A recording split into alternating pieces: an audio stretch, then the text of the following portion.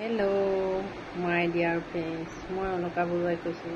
সকলোৱে এক্সেছ বাৰ থেৰাপি লওক, আনন্দ, হেপী আৰু সুখত থাকক। Bye bye.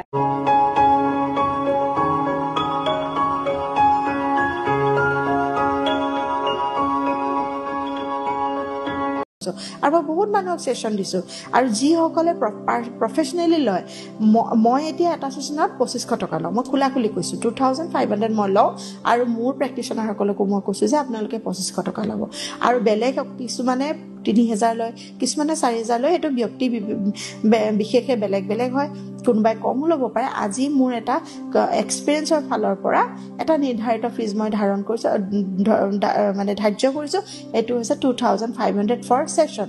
মানে কাৰোবাক যদি এটা থেৰাপি লাগে, কোনোবাই যদি মোক কয় আপুনি কেলে ইমান পইচা লৈছে, হয় মই বহুত মানুহক দিছোঁ হিলিং, এনেকুৱা নহয় যে মই সদায় পইচা লৈ কৰিছোঁ। কিন্তু এতিয়া যিহেতু মই প্ৰফেচনেল হিচাপে লৈছোঁ, মই এটা এনাৰ্জি এক্সচেঞ্জ ল'বই লাগিব, কাৰণ মই 1 ঘণ্টা সময় দিওঁ। লগতে মোৰ যোনটো ষ্টুডিঅ', মই যেনেকৈ এই কথা ষ্টুডিঅ'তে কৰোঁ বাৰু মই ছেশ্যনবোৰ, এই ষ্টুডিঅ'টো মই এই ছেশ্যনটোত এটা ছেশ্যনত আমাক ধৰি দিছে আমি 2500কৈ ল'ব লাগে।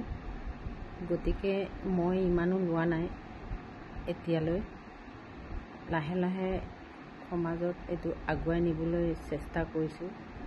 আহক সকলো, মই কম পইচাত এবাৰ কৰি উপকৃত পালে পিছত লাহেকৈ বঢ়াই দিম। এতিয়া মই কম পইচাত কৰি আছোঁ। সকলো আগবাঢ়ি আহক, থেৰাপিটো লওক, এবাৰ লৈ চাই তাৰ পাছত আপোনালোকে কি পায় জনাব মোক।